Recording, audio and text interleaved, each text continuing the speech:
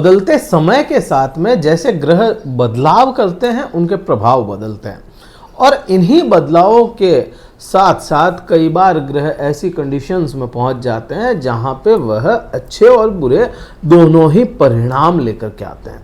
उस समय में अपने को उन ग्रहों के मुताबिक चलना पड़ता है, तब जाकर के उनके प्रभाव अपने को अच्छे मिलते हैं और स्टेबल मिलते चले जाते हैं। नमस्कार मित्रों, मैं भानु प्रकाश शर्मा एस्ट्रो भानु शर्मा चैनल में आपका हार्दिक अभिनंदन करता हूं। ये वीडियो को पूरा देखिएगा। शनि वक्र अवस्था में आपको क्या प्रभाव देंगे, अच्छे हैं, कहाँ बुरे हैं, कहाँ पे अपने को संभलना है, सब चीज़ें इस वीडियो में मैं बताने वाला हूँ। और वीडियो कहीं भी ठीक लगता है ना तो लाइक शेयर कर दीजिएगा।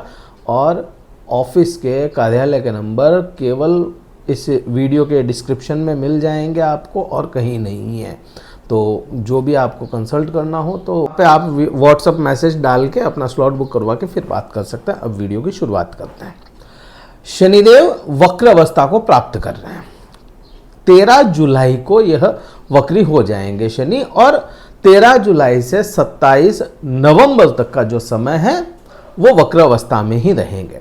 अब इस वक्र अवस्था में आप देखेंगे कि शनि क्या प्रभाव लाएंगे। देखिए, कोई भी ग्रह जब भी वक्र अवस्था में जाते हैं, वक्री होते हैं, तो वह अपने पहले के जो भी कर्म हैं, पहले के जो फल हैं, वो अपने को देने शुरू करते हैं वक्र अवस्था में। या इसको आम बोलचाल की भाषा में कहूं कि पिछले किए गए आपके कर्मों के फल इस बार आपको मिलते हैं। जो जैसे पिछले साल शनि वक्री हुए थे, तो पिछले साल शनि वक्री कहां पे हुए थे? आपके इसी भाव में, आपकी खुद की कुंभ राशि में हुए थे। तो आपको 12वें भाव के भी रिजल्ट दिए, कुंभ राशि में जहां बैठे थे वहां के भी रिजल्ट थे, जहां दृष्टियां थी वहां के भी रिजल्ट थे।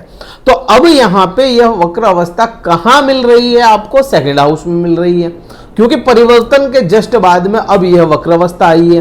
तो यहां पे आपको यहां के भी रिजल्ट मिलेंगे, सेकंड हाउस के भी, और आपको रिजल्ट खुद के भाव के या लग्न राशि के भी मिलेंगे यहां पे। तो दो जगहों पे प्रभाव इसके बनते चले जाता है। अब इसी के साथ में इसकी जहां जहां दृष्टियां होंगी शनि की, वहां पे भी अपने को प्रभाव मिलेंगे। अब शनि चाहे वक्र अवस्था में हो, चाहे वह मार्गी अवस्था में हो, चाहे बलवान हो, चाहे निर्बल अवस्था में हो, शनि अपने बिहेवियर, अपने नेचर और अपने बेसिक नेचर जो कहते हैं उसके मुताबिक वह रिजल्ट देता है। शनि का बेसिक नेचर क्या है? होल्ड पे डालना, स्लो चीजों को कर देना। आपके जहां पे जो चीजें बहुत अच्छे लय में चल रही थी उसमें ब्रेक डाल देना, ये शनि का काम है। ये ब्रेक डालना उसका नेचर में है, शुमार उसके शनि के। तो अब यहां पे क्या कहेंगे कि भाई जो सेकंड हाउस है वहां से आपके लग्न को भी ये अपने प्रभाव मिलेगा। तो लग्न में आप लोग देखेंगे कि इस समय में, क्योंकि शनि का बेसिक नेचर क्या है? होल्ड डालना, स्लो कर देना। तो आपको खुद को इस समय में स्लो कर दे, ये काम बनते बनते रुक जाए, ये चीज तो अपने को समझ में आती है। बट यहां पे शनि का दूसरा नेचर क्या है, या बिहेव क्या चाहता है? शनि मेहनत को चाहता है, श्रम, पराक्रम, परिश्रम, या इसको कहो कि अपने को टूटने नहीं देगा लेकिन तोड़ने में कमी कोई नहीं रखेगा, ये चाहता है शनि। ठीक है, तो यहां पे आपको अपनी मेहनत यहां पे लगानी पड़ेगी, अपने अंदर आलस्य को पनपने नहीं देना है, तब जाकर के यह शनि आपको रिजल्ट भी अच्छे दे देगा। अब लग्न से क्या करेगा? आपको कहीं ना कहीं आलसी बनाने का या कहीं ना कहीं आपको स्लो करने का काम करेगा। तो आपको मन से ही ऐसी फीलिंग्स आने की संभावनाएं बन जाती है कि नहीं यार ये काम नहीं करते हैं, तो आपको वो कार्य को छोड़ना नहीं है। जिस दिन का जो काम है वो उसी दिन होना चाहिए, पंक्चुअलिटी आएगी तब जाकर के इसके प्रभाव आएंगे। एक तो ये हो गया। अब लग्न में जब पंक्चुअलिटी आप लेकर के आओगे, लग्न में जाकर के आप अपने कार्य करोगे, तो कहीं ना कहीं पंक्चुअल, एक बार अगर पंक्चुअल हो गए आप, तो ये राहु एक्टिव हो जाएगा यहाँ पे। और राहु 13 जुलाई के बाद में ही पराक्रमी या बलवान हो रहा है, अपने बल को 13-14 जुलाई के बाद में पूर्ण कर लेगा।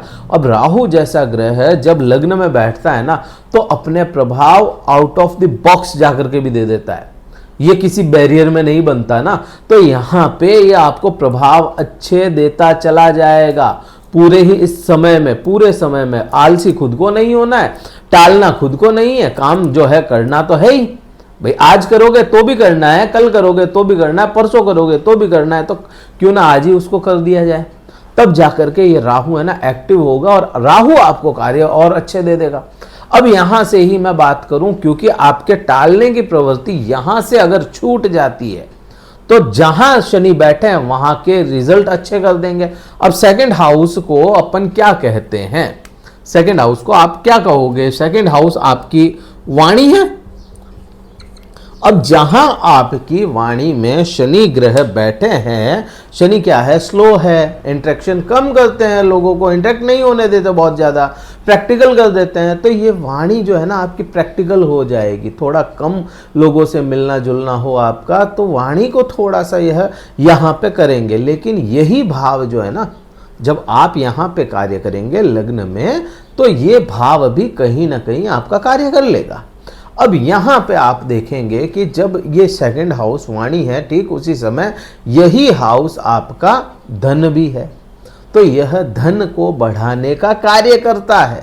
अब जब धन बढ़ता है तो ऑटोमेटिक से ही आप समझ लो कि पैसा तो सब कुछ तो नहीं, लेकिन बहुत कुछ तो है ही, बहुत कुछ तो है ही। पैसा आएगा तो चीज़ें काफ़ी सारी सुधरती नजर आएगी। ये प्रभाव अपने को अधिक देखने को मिलेंगे। अब पिछले समय से मैं कहूँ कि भाई आपके जो कार्य अटके पड़े थे कि पैसों को लेकर के, तो वो पैसों को यहाँ पे वो चीज़ें बनती है कि भाई पैसों का जो अटकान था वो निकल जाए।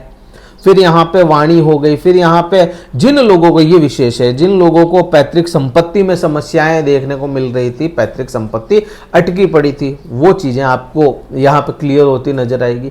ये शनि के प्रभाव अपने को देखने को मिलेंगे। यही भाव क्या है? यही भाव, क्योंकि शनि समर्पण भी चाहता है ना, तो यही भाव आपका वाणी का भी है। और ये वाणी का तो है ही, यही भाव आपके ईटिंग हैबिट्स का भी है, खाना भोजन इसका भी है। और यही भाव कुटुंब का भी है।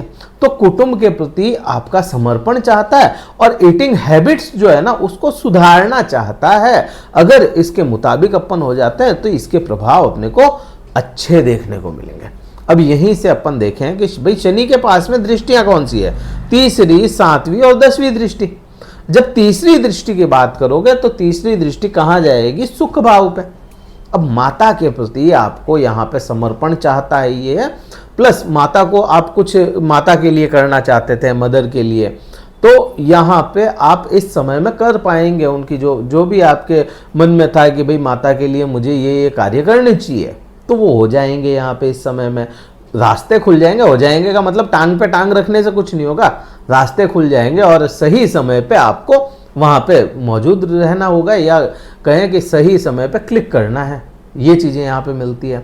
भौतिक सुखों का भाव है, तो भौतिक सुखों में वृद्धियाँ भी यहाँ पे वाहन, गाड़ी, मकान, प्रॉपर्टी या ऑर्नामेंट्स, इस प्रकार की चीज़ें आपके नज़र आती है या बढ़ती हुई है। तो ये चीज़ें अभी अपने को समझ में आती है। शनि वक्र अवस्था में भी, क्योंकि अटके हुए काम निकालता है। जो प्लानिंग थी ना आपकी कि भाई मुझे ये मकान के लिए ये करना चाहिए, तो वो प्लानिंग पूरी हो जाएगी। यहाँ पे बेस पे नज़र आएगी चीज़ें।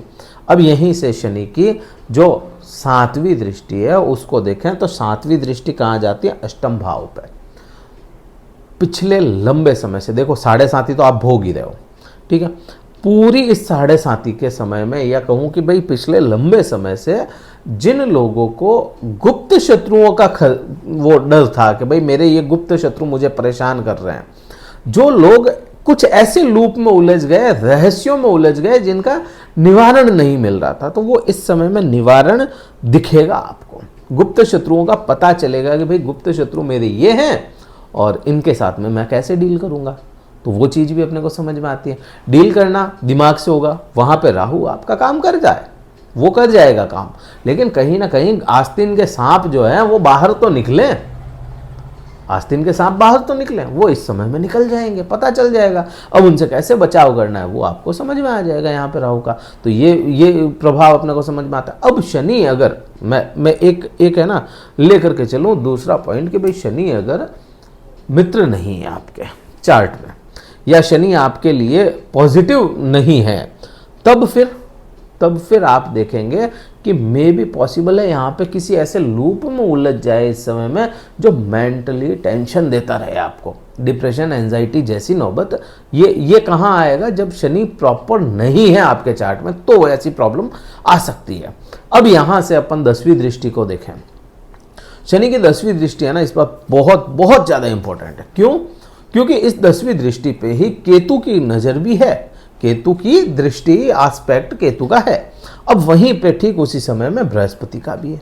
अब बृहस्पति आपके लिए क्या हो जाता है? मित्र तो है नहीं और शत्रु भी इसको कह नहीं सकते, समग्रह ही है। खुद की दृष्टि में देख रहे हैं तो वहाँ पे लाभ तो दिलाएंगे, ये तो श्योर हो जाता है कि भाई लाभ दिलाएंगे। लेकिन ठीक उसी में केतु क्या है, केतु के प्रभाव क्या है? क्योंकि सेपरेशन है, केतु डिटैचमेंट है। लाभ मिलते हुए भी आप लाभ से डिटैच रहने वाले हैं। आपको लाभ मिल जाएगा, लेकिन है ना, उसकी खुशी वो नहीं है। प्लस शनि का क्या है? शनि क्या कहता है? मेहनत, अधिक मेहनत लगाता है शनि हमेशा। कभी भी है ना, थोड़ी बहुत मेहनत में काम नहीं होता शनि से। शनि मेहनत बहुत अधिक लगाता है, तो मेहनत मांगेगा तब जाकर के, मेहनत करोगे तब जाकर के ये आपको लाभ भी देगा। तो तीनों अपने को क्या दर्शा रहा है? तीनों ग्रहों का यही दर्शा रहा है कि भाई एक लाभ तो देगा, नो डाउट, उसमें कोई कमी नहीं है, लाभ मिलेगा, लेकिन लाभ की खुशी नहीं है। प्लस मेहनत अधिक है। शनि क्या है? होल्ड है। तो यहाँ पे अपने को क्या समझ रहा है कि भाई होल्ड पे डाल दे चीज़ों को, उसके फिर है ना, जब वो मिले तो वो समय निकल जाता है, तो उसकी खुशी नहीं होती। ऐसा कुछ यहाँ पे अपने को प्रभाव इसका समझ में आता है। अब ये सारी बात जो गोचर की अपन ने, ये गोचर में क्या होता है? सपोर्टिव है। और प्रॉमिस कहाँ पे है? कुंडली में। तो वो आप समझ लीजिएगा, आपको चार्ट का आपने पता होगा। अब ये वीडियो कहीं अच्छा लगा हो तो इस वीडियो को तो लाइक कीजिएगा, शेयर कीजिएगा, सब्सक्राइब जरूर कीजिएगा। शेयर तो श्योर आप करना ही है आपको, है ना, कि जो कुंभ राशि वाले परेशान हैं उनको शेयर जरूर करें, ताकि उनको पता रहे कि समय में क्या चल रहा है और कैसे अपने बिहेवियर से अपन चीज़ों को सुधार सकते हैं। इस वीडियो में तो इतना ही था। जय हिंद, वंदे मातरम, भारत माता की जय।